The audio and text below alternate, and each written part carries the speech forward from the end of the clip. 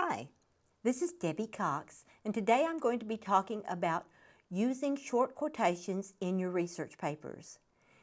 The format for using short quotations in research papers is really quite simple, and so I'm going to try to make it quick and easy for you to do this in your own papers.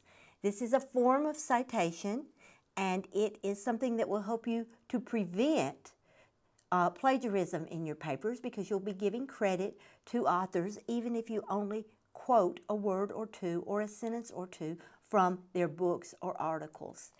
I'm going to start with the book A Manual for Writers of Research Papers, Theses, and Dissertations, and this book is by Kate Turabian. This is your textbook for all classes. It's your formatting textbook for all classes at Grace School of Theology. I'm going to turn to the chapter on quotations, which is chapter 25, and that is on page 346 of the edition that I am using. And I'm going to just read you a little bit of information from here before I demonstrate how you use that information. I'm on page 347, and it says, Section 25.2, Incorporating Quotations into Your Text. You can incorporate a quotation into your text in one of two ways, depending on its length. If the quotation is 4 lines or less, and that means in your paper, 4 lines or less, run it into your text and enclose it in quotation marks. If it is 5 lines or longer in your paper, set it off as a block quotation without quotation marks, and follow the same principles for quotations within footnotes and endnotes.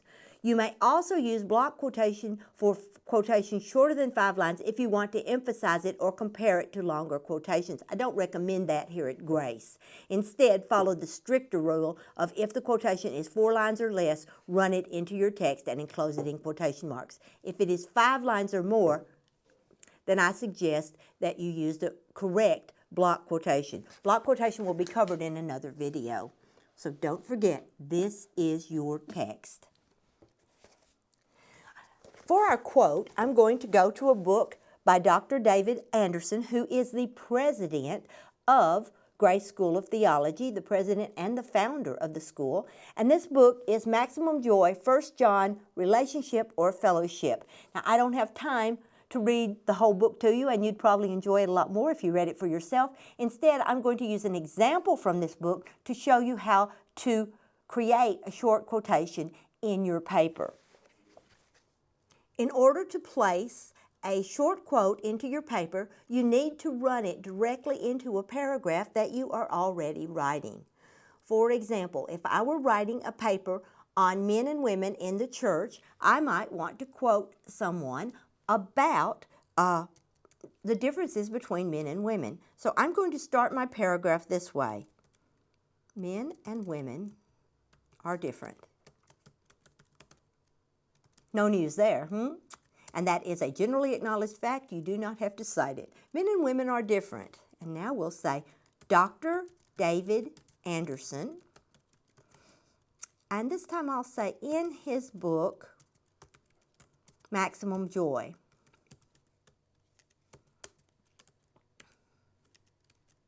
states this. I could put a colon or I could put a semicolon here. I'm going to put a colon because a colon, one of the things a colon does is draw attention to what follows. I'm going to open my quotes and I'm going to put in a short quote that is less than 5 lines long in my paper. Dr. Anderson says, according to Larry Crabb, a man's greatest need is to be admired, while a woman's greatest need is to feel secure. So here we have Dr. Anderson quoting Dr. Larry Crabb on the subject of men and women and their greatest needs. Now, I have put this quote into my paper. I have run it into the paragraph I'm writing, and I've made it flow. The reader is prepared for it because I have given them a citation. I've given them a reference to who said it. I could have left out this reference to the book Maximum Joy, but since I put it in, I'm going to need to put the title in italics because that's how book titles are done. That's correct. Maximum Joy needs to be in italics because otherwise it is not immediately recognizable as something different. It is something different. It's a book title. Now notice that here the colon that I've used draws attention to what comes. It says this is important. Take a look at this. But I could just as easily have used a comma. Now then, the comma does not draw as much attention, but it does say something different is coming. In this case, a quotation. So we have, according to Dr. Larry Crabb, and we have capitalized exactly the way that Dr. Anderson capitalized. We've used the same punctuation and we've used word for word his exact quote. Now, that is less than 2 lines in my paper, so that is legitimately to be considered a short quote. Now, at this point, you could put in your footnote, which would be a superscript number, immediately after the quotation marks. Do not put in your footnote number before the quotation marks or before the period. That would be wrong. The correct placement for that superscript footnote number is after the quotation. Now, what if we had left out some of what Dr. Larry Crabb said? If he had said a lot of other things before he got to this next clause, while a woman's greatest need is to feel secure, and we didn't want to include all that because it detracted from our main point, we can put 3 dots and a space on either side, which is, of course, an ellipsis mark. We can put those in, and that would mean we've left out some of what this quotation said.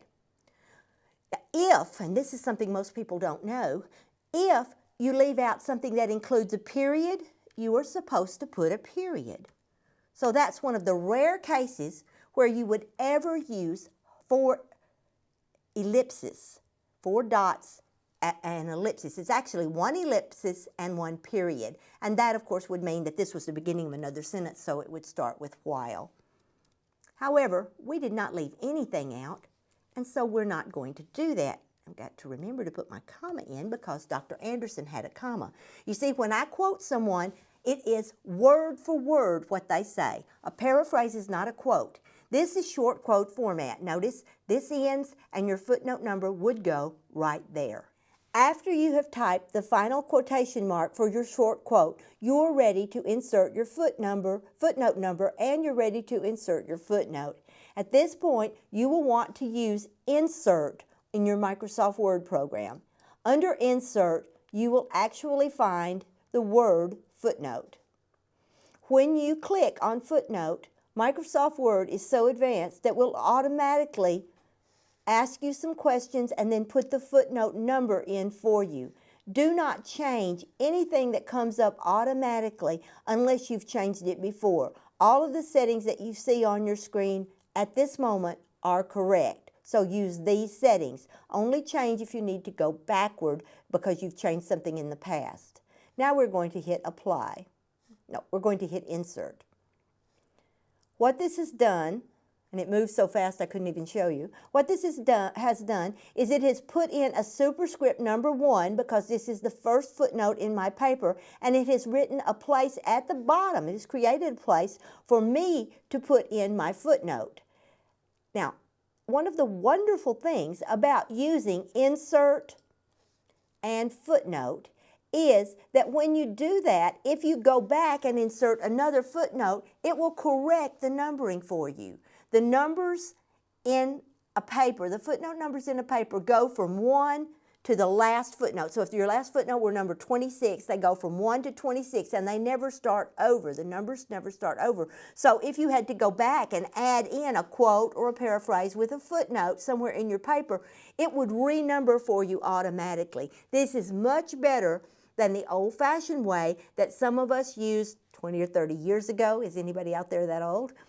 This is much better than the way we did it, where we had to put it in by hand and then go down here and renumber if we added anything in. So simple format for a short quote. You work it in to the paragraph that you're writing. You make it read smoothly. You do not forget your quotation marks. You use exactly the punctuation and the capitalization that your author has used, and you put a footnote there, a footnote number, in order to make sure that you do put your footnote in at the bottom and that you are citing correctly and avoiding plagiarism.